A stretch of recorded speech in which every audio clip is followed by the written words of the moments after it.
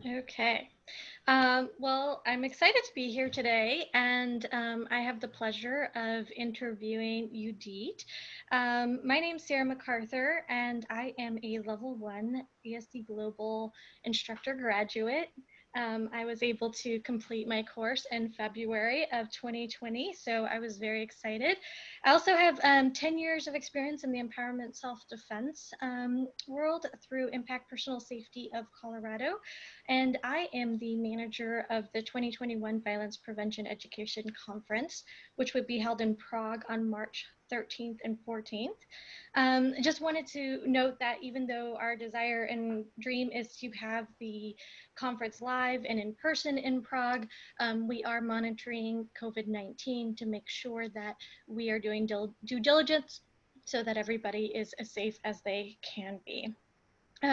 Today I'm excited to be here with Yudit Zicklin-Sidikman, and she is the founder of and president of ESD Global, a U.S. nonprofit organization. She's also the co-founder and CEO of El Halev, an award-winning Israeli nonprofit organization dedicated to providing empowerment, self-defense, and martial arts training to thousands of women and girls, reaching over 80,000 people. And is also the director of Impact Impact Self-Defense in Israel. Yudit is also an international speaker, a thought leader, and an educator of empowerment self-defense with over 20 years experience in the field. She is a 4th degree black belt in Judo and holds an MBA with a focus on psychology. And I'm excited to have a conversation with her today because we're not only colleagues, but friends. So welcome, Yudit. My pleasure to be here.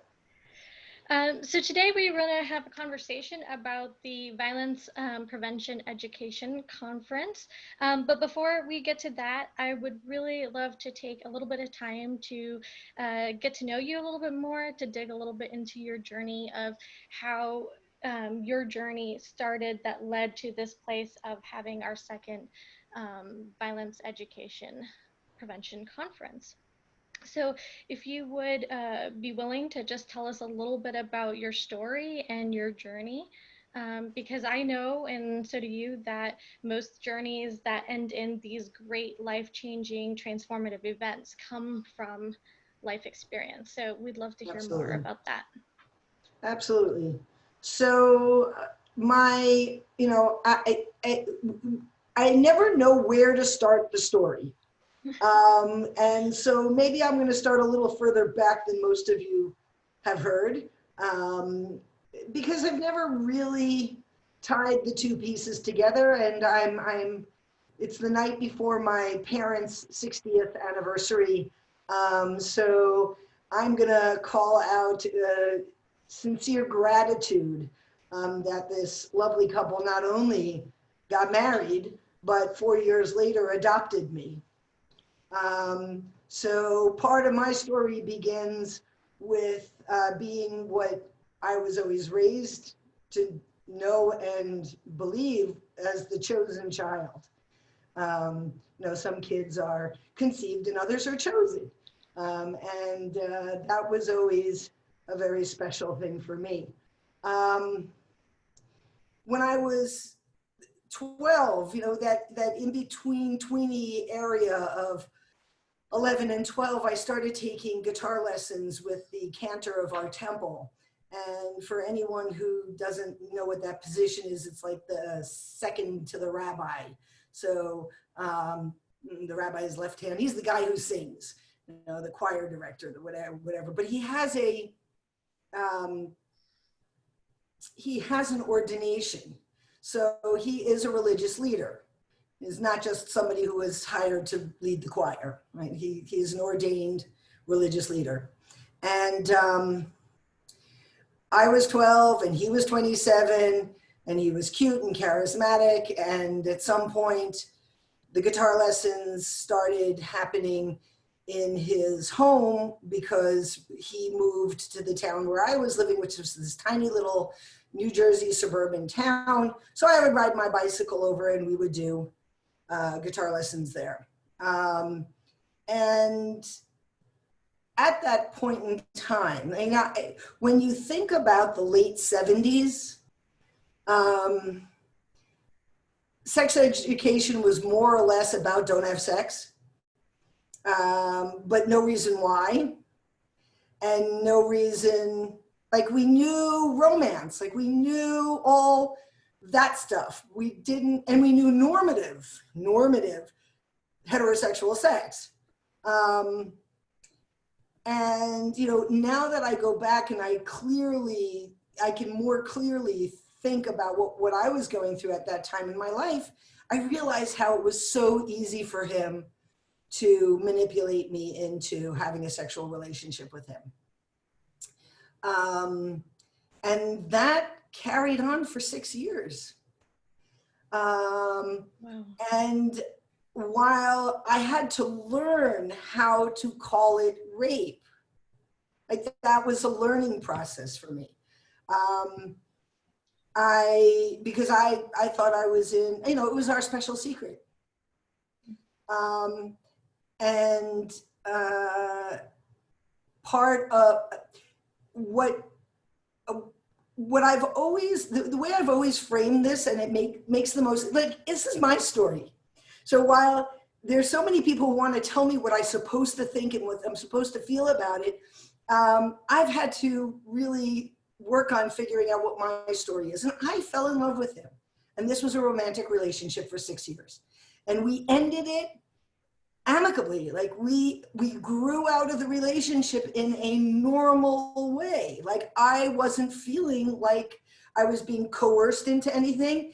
And he moved on, and he ended up getting fired because I confided in somebody, and they went to the rabbi and they said, you have to fire him. So like it ended because the world told us it had to end, but we were ready to end it anyway. What it did though is it totally derailed my normative sexual development with people my age, because I never had a no. I had a why not. And why not is a really bad reason to get into bed with somebody. By the time I got to the end of high school, you know, why was I self-medicating with drugs for my freshman year in high school? Was it this, the special secret, or was it all the other crap that I couldn't handle in life? Not clear. But by the end of high school, I was sleeping with people for drugs. And was this close to stepping over the line of sleeping with people for money. I mean, why not? I'll do it for drugs. Why not do it for money? I need money as much as I need drugs. And for some reason, my core didn't let me do that. By the time I got to college and everything was just really going in the wrong way, and I was miserable, and I just felt I made really crappy decisions about everything, absolutely everything. I just didn't know how to make good decisions to keep myself safe and happy. I ended up in a barroom brawl in college and getting dragged into the showers and beaten up. And I fought back, but you know, it was 4 guys and me and the women on our dorm yelling at them, stop, stop, stop. But I realized that I needed to do something drastic because I sucked at taking care of me.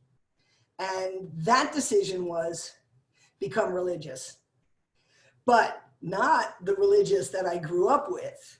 Super ultra orthodox. I'm going to donate my brain to science. You just tell me how to live a healthy life. I will do it because I don't know how to do this myself. And I found myself, I had been to Israel. Israel was the first time that the cantor and I were not together for 6 months. It allowed me to reassess things. And I knew I wanted to go back to Israel. To me, Israel was, I had to like make that drastic move to be able to reclaim Yudit. And yet, when I got off the plane, I realized that I don't deserve healthy. that I have not earned it, that I'm broken, and who would want to be with me and who would want to have me in their lives, and why would anybody marry me? And I wanted to be, again, choosing normal. Want to get married, want to have kids, because that's what you do in the religious community. And you know, it's a telling story, but the night my, well, 3 in the morning, whatever it was, 4 in the morning, that my ex-husband and I got engaged, after a half an hour of sitting on a bench and him staring out into the darkness, he finally said, will you marry me? And my response was, I've got nothing better to do. It was meant as a joke. Like, but it took years for me to realize that there was a lot of truth behind that joke. And he came with his baggage and I came with my baggage, and it just was a mess. So I ended up being in a emotionally abusive relationship. He was violent. He was a rager. He was a rager who never hit me. And that was always my bottom line. If he ever hit me, I'm out of here. So 9 years, he never hit me. That doesn't mean he didn't rape me for 9 years. He didn't force me to do things I didn't want to do. He didn't force me to, it was an abusive relationship. And somewhere in there, between my fourth and my fifth child, one of my neighbors said, oh, Yudit, I want to go back to judo. I did it when I was a kid and I loved it. I need a 6th woman to join it. And if I get a 6th woman, we can open a class just for women, for Orthodox women. Okay. And we have the perfect permission of the rabbi. And so I said, sure, I'll give it a try. I always wanted to do it. You know, when I was a kid, I had bought a Scholastic book, Judo for Kids. And I used to do it with my brother on my bed because my mom wouldn't let me take karate. She wanted me to take ballet, and they threw me out of ballet, but I couldn't go to karate. But so we would do it on the bed, and my brother stopped playing judo with me because I was better than him. And yeah, so that was the end of my judo career. But here I was revisiting judo. And for the first time in my life, my body felt smart. I felt, I connected with this piece of me that had been gone for so long. And within 6 months, I was the only one left in the class. And this one got pregnant, and this one moved away, and this one didn't really like it. And the one who started the class was like, yeah, you know, I don't know, whatever, it's not for me. Lovely idea. And the community center where I was studying allowed my sensei and I to continue training together, even though they were not making any money on this. They let it ride. I can't even begin to thank the director enough for doing that, because I know that judo saved my life. Because at that point in time in my life, here I was once again being abused after choosing all the right things to do.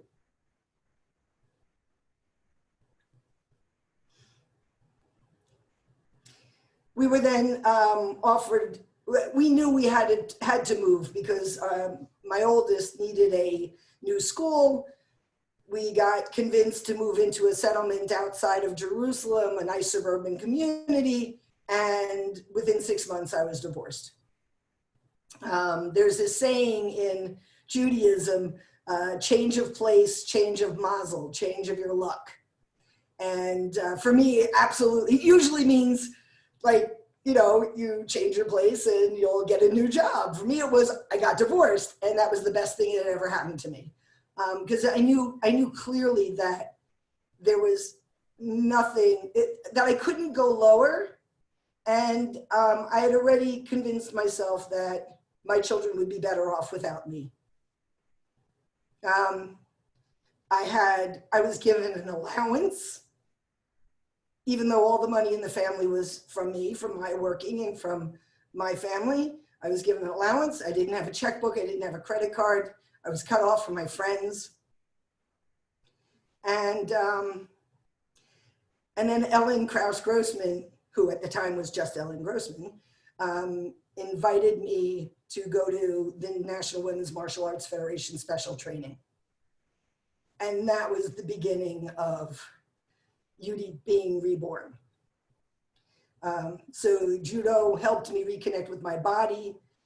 The empowerment, self-defense, women's self-defense, feminist self-defense helped me reclaim my voice and together reclaim my soul. So that is my story from beginning to end. Yeah, well, to middle, because it hasn't ended yet. You're doing so much now. Thank you for sharing your story, because even though I know a lot of the story, there are pieces that I didn't know. And I think one of the most powerful parts of sharing stories, sharing our personal stories, is that it helps other people to connect with us. It helps people to not feel alone. There were things that you were saying in your story that when you were talking about feeling broken, like maybe nobody wants you, that I was like, I'm just going, yes, I understand that. I know that feeling. I know those thoughts. And so hearing even more of your story is just really incredible and really powerful. And I think a lot of people will connect. I saw a lot of heads nodding while you were talking, of being able to just connect. And so I really appreciate you being willing to be vulnerable to tell your story, as personal and deep and beautiful as it is. So tell me a little bit more about, once you went to the conference with Ellen, how did that turn into becoming the co-founder and of El Halev and the founder and president of ESD Global? So when we were in, I came out of my marriage and straight into a relationship with a young woman who had I had known along the way, and we ended up coming to the States that summer, and I left this poor, wonderful young woman with two of my children with my parents in New York, and I took two of the girls, the older girls, and came out to Olympia, Washington, where I spent a day or two with Joanne Factor before going out to the training. I gather, I mean, my assumption has always been, because I wrote on my application kosher and Jill Shames wrote on her application kosher, they said, you guys are going to figure it out together, and they put us in the same apartment. Because we have no idea how we're supposed to help you with this. We're just going to put you in the same room and you figure it out. And Jill was so thrilled to have little girls, because she had left her family at home living with us. And Ellen was in the apartment with us. There was another woman, another sensei there, Jamie Zimmerman, who was an Aikido practitioner who had been living part-time in Israel, and she was back in California then, but was at the time considering coming back to Israel. And Jill and her family were about to move to Israel, or they were thinking about moving to Israel, and I was the one living in Israel. So we just had all of these Israel conversations, and I said, look, you know, I'm doing judo in Israel, and there's almost no women teaching girls.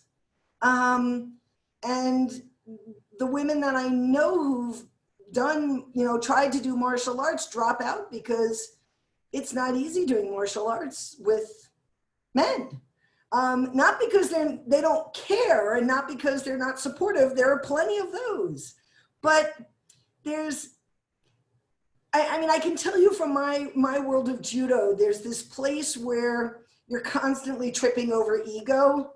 So, you know, if we're, you know, doing a little randori and, you know, sparring, and I throw somebody, I'm going to pay for it all night long, because the rest of the guys in the dojo are going to have to prove to themselves that my ability to throw Joey was an absolute, you know, enigma. Like, this doesn't happen that women throw men. and so that need to prove something. Now wait, here I am at special training, and all of the classes are striking arts. Punches and kicks. I've never punched and kicked in my life. I'm a judo person. We grab people and throw them on the floor. Like, it's a whole different skill set. It's like trying to take a bunch of basketball players and tell them to play soccer. Like, it's just like, what? Okay, I get the ball part, but everything else doesn't quite work. And so there was one grappling class. And I went to the grappling class, and what was happening was, like, you could pinch and bite and pull fingers back and do all these illegal things in judo. And that was like this mind-blowing, oh my God, there's a difference between sport and fighting. And oh, wow. So here my first fight, I got pinched and bit and had my finger bent back. And the second grappling fight I did, I tied her up in a little knot, and it was just like, no, you're not going to do that to me. No, you know, and I figured out how to, you know, but that the specialness of women training together, senseis who would take my daughters under their wings to train them so that I could train, like, who would play with them so that I could do the class. And I kept apologizing. No, I don't mind working with my daughter. It's okay. No, you go, you do class, and I'm doing the kid thing. That summer was, I mean, that training was so mind-blowing, like 300 women. I mean, I still remember today, 300 women, 50% black belts, representing 89 different styles. I didn't know there were more than 3 styles. I knew Taekwondo, Judo, and Karate. Like 89 different styles. What do you mean there's 89 different styles? So going back home was, how do we take this amazing energy home with us? And I said, that's it. We've got to figure out how to create this connection of women martial artists in Israel. And we have to teach them that it's okay to be from different styles and train together, which is really not well accepted. You know, you're Shotokan, you train with Shotokan. You're Goju-Ryu, you train with Goju-Ryu. Sometimes you'll have some mix-up, but if you're Jiu-Jitsu, you're Jiu-Jitsu. And if you're Krav Maga, you're Krav Maga. And the mixing was frowned upon then.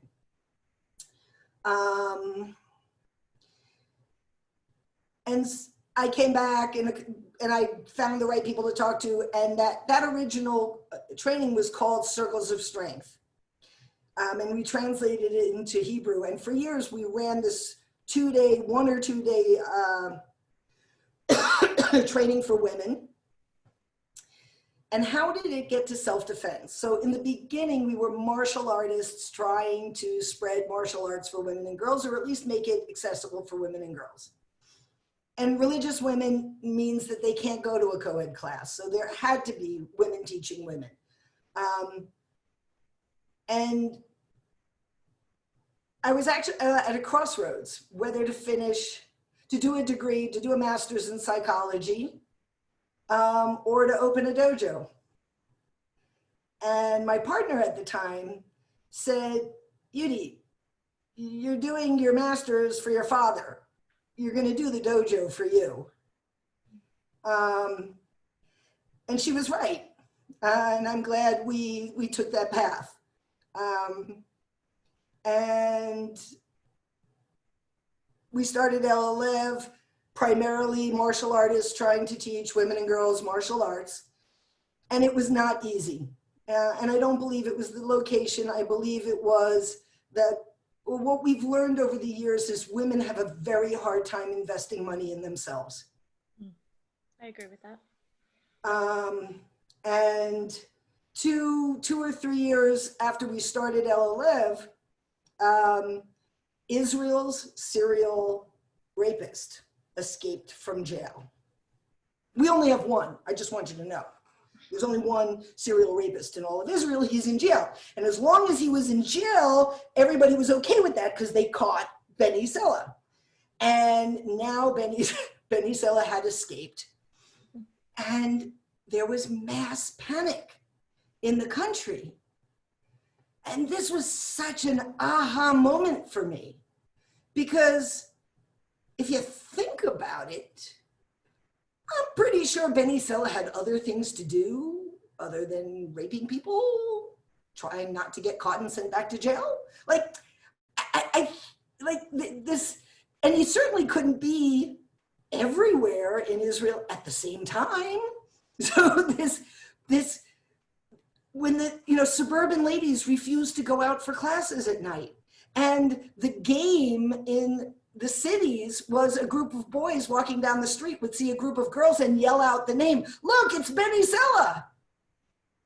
And the girls would go scattering, "Ah!" and running away. And our phones did not stop ringing. Do you have classes? Do you have classes? Do you teach self-defense? Now, we were still martial artists, primarily teaching martial arts. And we started with the classes, more and more and more. We asked Impact to come and train us. More and more, we have to deal with this. 3 days later, what did they do? They caught Benny Selim. And our phones didn't stop ringing. Wow. Canceling classes. What? What? Really? Since then, we have been on a path to educate that you have to look at what the statistics are showing. Mm-hmm. This is not, crazy strangers running around in the world. The majority of violence against women and children are people known to them. Mm-hmm. People who have groomed them, people who have intimidated them or threatened them or have power over them. And we need to be educating people to understand how violence, the anatomy of violence, the psychology of violence, the physiology of violence. And that's missing. Mm-hmm. And I know that many of us get this when we tell people what we do. And the first response is, well, have you ever used your, or, well, yeah, I use it every day. I mean, of course. Or, well, I don't believe in violence. Well, yeah, neither do I. But first and foremost, I don't believe in anybody being violent towards me. It's like, I want to know how to deal with that, handle that. And yet, but if we're teaching people to fight, then aren't we just perpetrating violence? No, actually, we're teaching, we're balancing an imbalance. Mm-hmm. Now, the imbalance is we are all powerful and nobody will ever be able to prove we did what we did. To, oh, nobody's going to believe you anyway, and you can't do anything, so don't even try. Like, who's that working for? Not me. And it's certainly not working for my grandchildren. So that, for me, that was like the tipping point of my rage and my anger over this, on how we have yet to get this into every space it has to be. Was holding my first grandchild and saying, looking at this beautiful little thing and saying, hey, I don't ever want you treated as a potential rapist. You are so much more than that. And I want you to have the tools to be as safe as you can be in this world, because you deserve that too. And that's really what got me to the ESD Global, and we have to fix this. And other than literally every time I would travel, whoever was the martial arts woman, self-defense woman in that area, I would visit them because I am a people collector, if you haven't noticed. And I love learning from people. So when I was out in Portland, I went to Nadia Telsey, and when I was out in, up in Toronto, I stay with Laura Armstrong, and when I'm in Netherlands, I go to Wendy, and I was hearing these stories of, we don't have the money to continue. We have nobody who's really going to take over when we age out of this, because we've never been able to show anyone that you can make a living doing this, because we have yet to convince people that they actually should be paying to do this. So it's like this, you can't get funding, you can't get students, it saves lives, you want to do this professionally, you want people to be able to prevent violence the moment they decide they are unhappy. That's it. I don't care what flavor of unhappy they are. I want them to have the right tool to handle I'm unhappy at the moment that they need to handle it. And here we were, almost 25 years later, and I'm at special training, the same organization that I had originally been with, and 3 or 4 people pulled me aside in the hallway and said, it's not working. We're not able to get this movement moving. And next year, for the first time in 40 years, we are not going to be able to run our training. We don't have enough people. We don't have enough volunteers. And we're going to take a break and try to see what we can do to move forward. And one of them whispered in my ear and said, well, what if you did something instead? And LLF had been doing teacher training already. And I went to my wonderful friends, my family at the YMCA International Judo Camp in upstate New York. And I said, hey, would you mind if I showed up with like 15 friends and we're going to kind of do something on the side, this empowerment, self-defense stuff. I want to see if it's going to work. Oh, wait, it's probably closer to 30 people and not 15 people. But do you mind if we like just come and do this? We're going to, we'll take our space over here and we can share with you, and we'll do the self-defense things, because the lovely man, the lovely sensei who had been teaching the self-defense piece at camp was no longer able to do that. So I said, okay, we'll step in, we'll do that for you. We'll give you the self-defense piece, and we're gonna have this lovely little relationship together. And it was wonderful. It was a wonderful summer. My friend Ode sent me an email probably a week before camp and said, oh, I just found out about your camp. Can I come? And I said, well, yesterday I got a cancellation from somebody, so I have a bed. If you can get there, it's yours. But so how did we get from there to the Violence Prevention Education Conference? Yes. I am, as a philanthropist, I thank God, I said, I started this with my parents, and I'm now gonna really get my gratitude going here. I have been blessed to be able to help channel resources in a way that can help the world. Mm-hmm. And that is my biggest blessing. So I said, okay, well, I can throw money at things, that's easy. Now we just got to find the right people to do it and figure out the right thing to do. And the philanthropy today is still yet to be convinced that we have to be investing in preventing violence and not just aftercare, not just preventing the next strike or the next abuse, like the next piece of abuse. We need to give people what to do before it happens, so that when it happens, they know what to do. And I've talked about this so many times, but my new metaphor that I'm using these days, because it makes sense to people, is diabetes. We would not be okay with only treating diabetes and never having anybody, not doctors, nobody ever teaching people how to prevent diabetes. It is in most cases preventable. Not in all cases, but guess what? Self-defense doesn't work in all cases. But it does work in the majority of cases, and prevention of diabetes works in the majority of cases.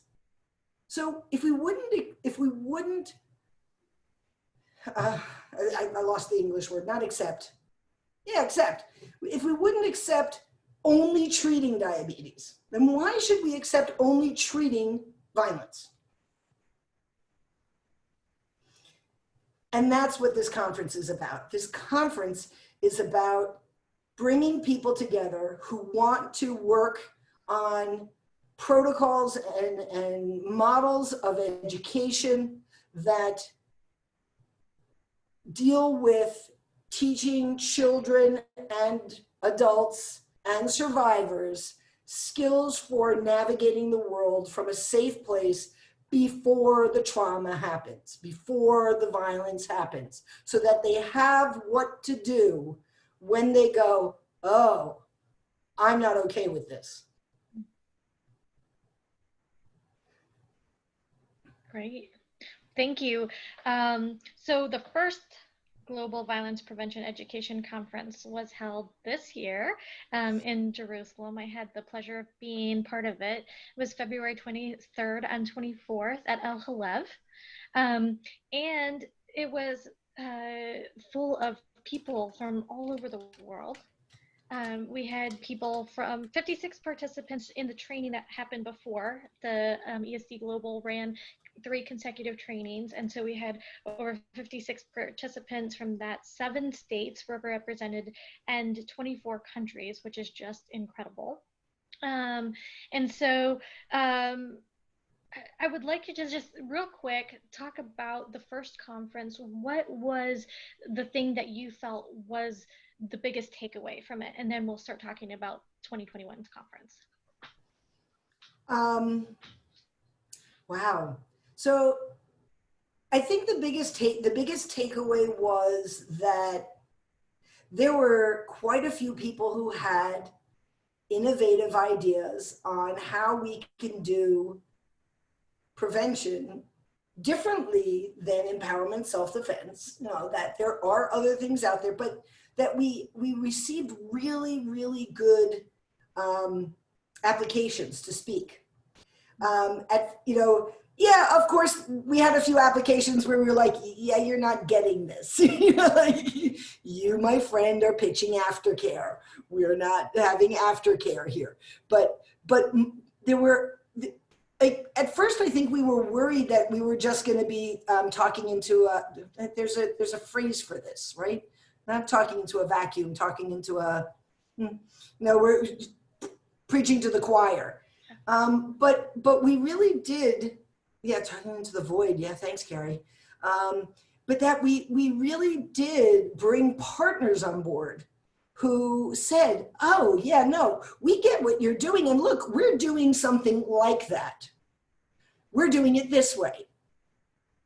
And another woman said, oh, I created a game so that parents can sit with their children and navigate through this icky, horrible type of, education process, but in a playful, non-threatening way. And I really think that this speaks to what you're looking for also.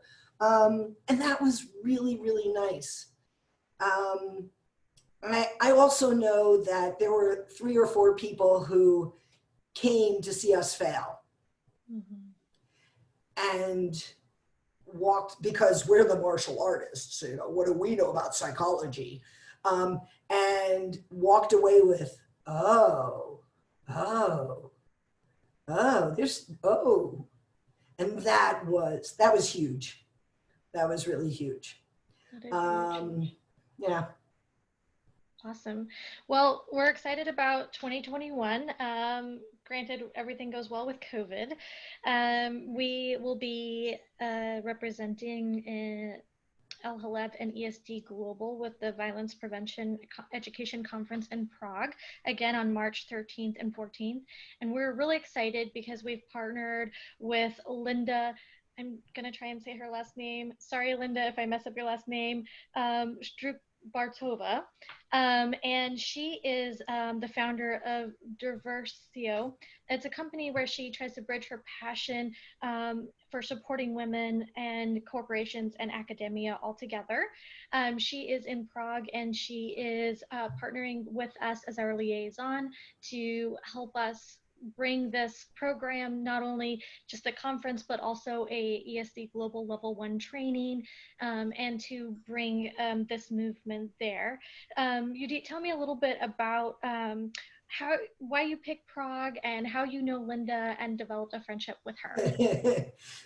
So I was in Prague for a conference.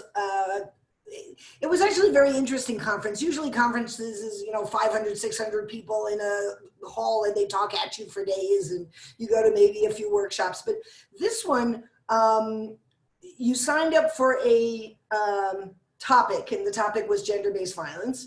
And it was 3 days, 8 hours a day with a small group of people. We were 18 people, 12 people in our group. And each person in the group presented to the small group and then did questions. So it was very intense. Like, we really got into each other's, and a friend, one of the board members of LLEV was friendly with the ambassador to the Czech Republic. And she said, if you're going to be in Prague, you have to meet the ambassador. Little did I know that the ambassador had sent both of his teen daughters to our impact classes. So here we had this, connection of, somebody in government who's trying to do good work between the Czech Republic and Israel, who gets it. And he and I met for coffee. And as we were talking, he said, "Oh, you have to meet Linda. Like, you have to meet Linda." And Linda came and met me at the hotel. And this was literally one of these conversations where I would say something and she'd go, "I know." And then she would say something and I'd go, "I know." And it was just like, we were so on the same headspace of, damn it, we have got to change this. We have got to fix this. And it's going to take all of us working together to make this happen. So we knew we were going to have the support of the Israeli ambassador in the Czech Republic. And we knew that, with the connections she has in the women in business world, and my connections with professors and researchers and innovative people in Europe and in Israel, that we were going to be able to pull this off. And that it was absolutely inevitable that it would happen. And it's a beautiful city. I mean, I have no problem going back to Prague. So I'm looking for the opportunity. Yeah. How can people how can people spread the word about this conference? What can people do? What are some practical things people can do that can help spread the word about this upcoming conference? So I think there are two things. I want to address the breakout groups. Okay. So one of the ideas we have for this second conference is that not everybody is going to be able to get on a plane and get to Prague. And so instead of doing the conferences just from 8 in the morning till 9 at night for 2 days in a row and it's over, we're looking at it as more of a swish. Like, how is it going to go swish from time zone to time zone, with the main plenary, the main piece being what's going on in the Czech Republic, and then the main themes and the main speakers being videotaped or shown in other countries in their time zone, and have the workshops. the LLF program, the one we did in February, was a combination of lectures and then workshops where you could go in and really get down and dirty and ask questions and learn things.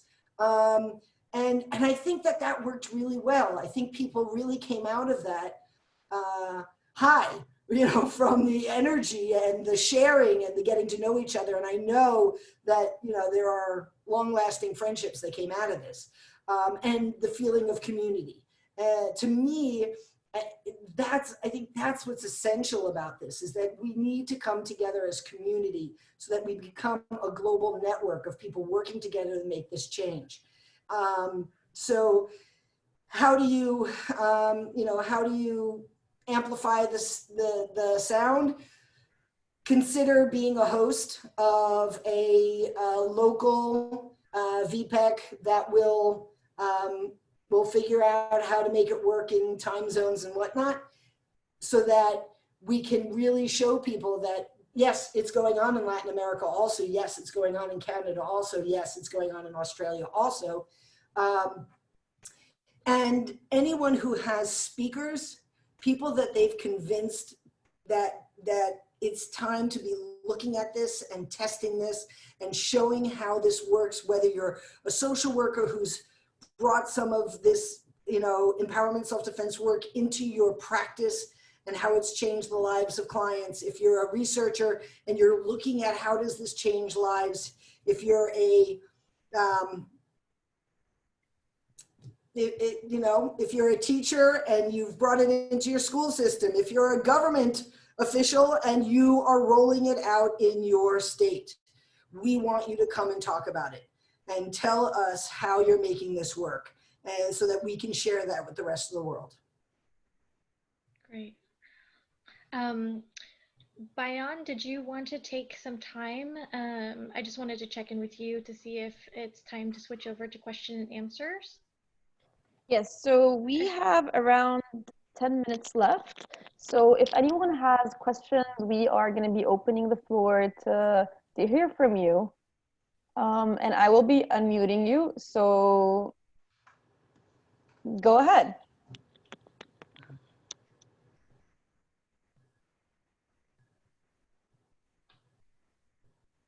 So will you be sending links out for this? Because I'd certainly like to get it out to my population. Absolutely.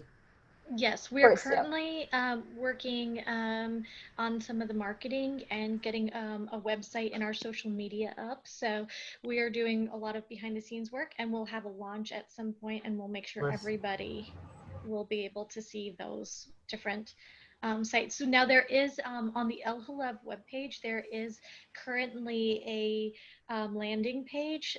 So if you go to the El Halev website, on the top right-hand side, it says VPEC. And if you click on that, it will take you to a landing page, and there people can sign up for a list so that once more information comes out, they're also on the email list. Great.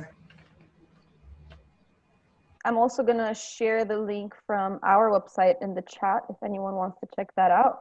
Yep. And it will take you to the program and more details about location and time and all of that.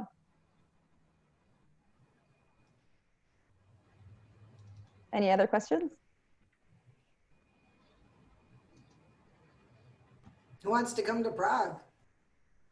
What's the date? The date is March 13th and March 14th. Well, you never know. I think Wendy would like to say something. All right. Thank you. I would like to say something. As a fellow people collector, I just want to set the record straight. I collected you. This is true. I was actually told to stay away from you. Yeah, well, they were wrong. They were wrong. Why were they wrong? Oh boy.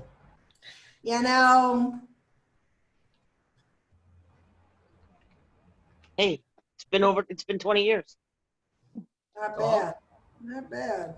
Okay, Sarah, if you have any closing remarks or reminders that you would like everyone to know, we can go ahead with that. And then I have a few announcements at the end. Okay, great. Well, Yudit, thank you so much for your time. Thank you for being willing to share your own story and your vision and why you do what you do. I think it's really important for people to know where your heart comes from, and I'm really excited that I got to be the one to interview you today. So thank you for being here with us. I'm so thrilled that you're part of the team, that that we found each other. Yes, yes, on a crazy trip to Colorado. I was thinking when Wendy said that she collected you, I was like, well, I think you both collected me. So that was what I was thinking.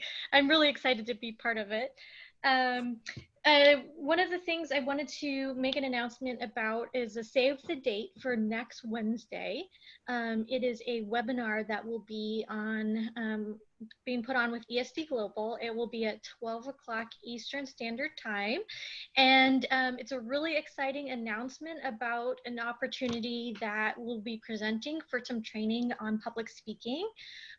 With the Yudit will be talking and working with Erin Weed. So Erin is a communication strategist who has worked with as a TEDx coach and the likes of Google. She was the owner or the founder of Girls Fight Back, and they've presented to over 1 million people in the world. So she knows her stuff. She's wonderful. She has great energy, and she connects super well into what we do with ESD. And so we will be talking more about that program and rolling it out and how to register for that. So it'll be next Wednesday at 12 o'clock Eastern Standard Time. Yudit and Erin will be chatting about this and new program. Just one sentence on that. Erin does not teach you how to tell the ESD story. Erin teaches you how to tell your story. And it's all about finding your voice and your story and your way of, helping people connect with the personal in why we do what we do. It's an amazing process.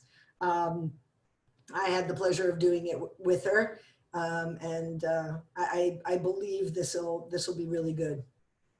I'm very excited about this. Yes, me too. Here's the link, the invite, the link. The link to Bayan next will Wednesday? be. Yes. Yeah. So we will be sending an email as well as Okay. posting it on the Facebook group. Thanks. So we will share the link with you. Thanks. All right. Thank you, Sarah. Do you have any closing remarks about the conference? Just keep your eyes out for the launch. We will make sure that it's in all the places that we can think to put it. And then we'll have a special website and social media, and you'll be able to follow us moving forward from there once it's launched. And of course, share. Sharing is caring.